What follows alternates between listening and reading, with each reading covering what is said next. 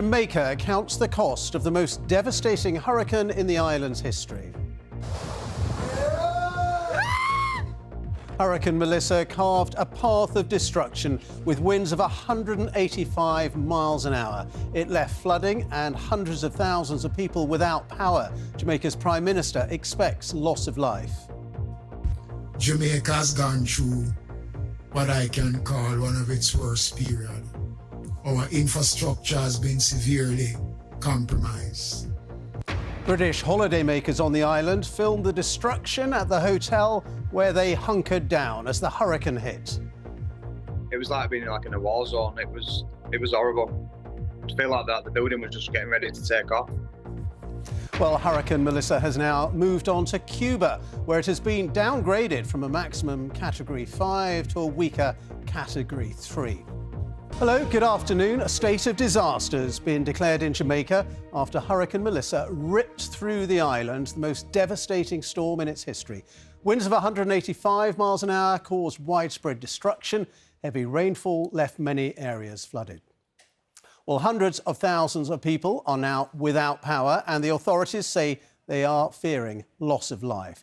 This is a live satellite image that shows the current path of the hurricane, which has now moved on to Cuba, where it has been downgraded from the maximum Category 5 storm to a weaker Category 3. Even so, 750,000 people in Cuba have been evacuated from their homes as a precaution. Jessica Lane has the latest. As day broke across Jamaica this morning, the devastation and destruction left behind from Hurricane Melissa was laid bare. People here say whole areas of the country are destroyed. Where I'm from, looking outside, is absolutely devastating. Where I am, the neighbouring communities like Portmore, Lindsay, the Irriton, Lower Huddersville, these communities absolutely devastating. So the cleanup for this now is going to be absolutely huge. The strongest hurricane to hit the island in modern history, Melissa was Category 5. It tells us that she had winds of over 157 miles per hour. In fact, what was recorded was about 185 miles per hour. So we think about her strength as a storm. We think about her duration. Melissa, at some points in her track, was moving at 1 to 2 kilometers per hour. Thankfully, when she was passing over Jamaica, she went as high as 15 kilometers per hour. And she was significant in terms of the impact that she has caused. One half of Montego Bay in the northeast of the island has been cut off from the other half by floodwaters brought about as a result of the hurricane. We can't protect the island, but what we can do is to prepare ourselves as best as possible to respond to it. As a small island developing state, these things are existential threats to us. We expect these things to happen from time to time. So we have to, adapt to it and know how to respond. Even though Hurricane Melissa has left Jamaica, a tropical storm warning remains in place, as well as fears over the humanitarian crisis now about to develop, as people's homes and livelihoods have been destroyed. Thousands of British tourists are thought to have been stranded in Jamaica. Many tried to stay safe in their hotels as they were warned to remain inside to shelter from the hugely damaging winds. It was like being in a war zone. It was horrible. It feel like that the building was just getting ready to take off. It was just shaking. All the windows were shaking. Just things were getting thrown at us. Like we woke up this morning, come onto the balcony, and there's just loads of debris on the balcony, and just trees everywhere, broken, and tiles everywhere. It's just unrecognisable. Hurricane Melissa had started to weaken as it moved northeastwards across Jamaica, but once it cleared the island overnight, the warm waters allowed it to re-intensify. It hit Cuba this morning, having weakened to a Category 3 storm, still with intense wind speeds of up to 120 miles per hour. People here try to make sure all members of their families were taken to safety, but they're worried. It scares me, but what scares me even more is being away from home and having everything I own taken away, like Hurricane Sandy in 2012. Hurricane Melissa is expected to travel northeastwards, crossing the Bahamas later today, then heading towards Bermuda tomorrow. As people in the Caribbean and friends, families and loved ones here wait and watch to see how bad the damage will be. Jessica Lane, BBC News. Well, let's go live now to Jamaica and join our correspondent Nick Davis, who's in the capital, Kingston.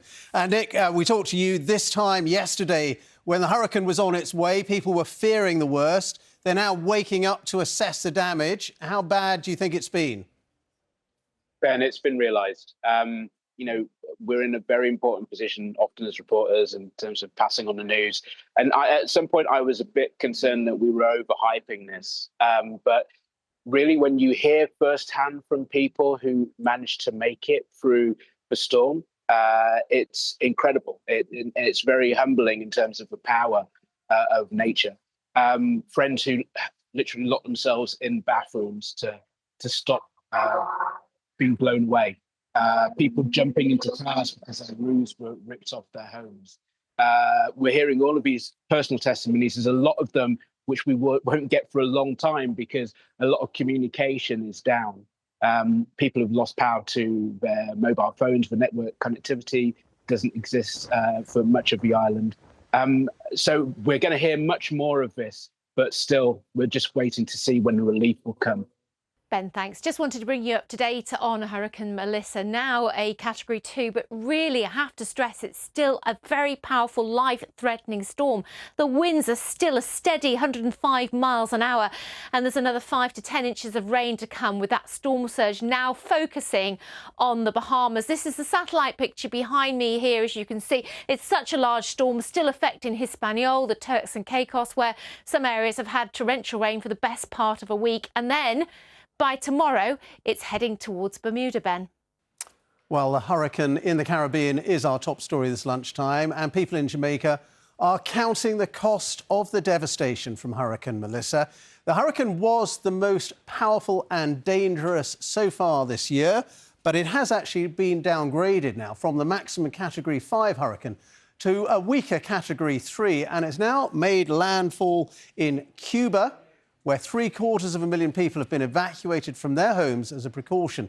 Well, in Jamaica, a disaster has now been declared after Melissa carved that swathe of destruction through the country. The full extent of the damage isn't yet known, but hundreds of thousands of people are thought to be without power, with reports of widespread wind damage, flooding and fears of storm surges.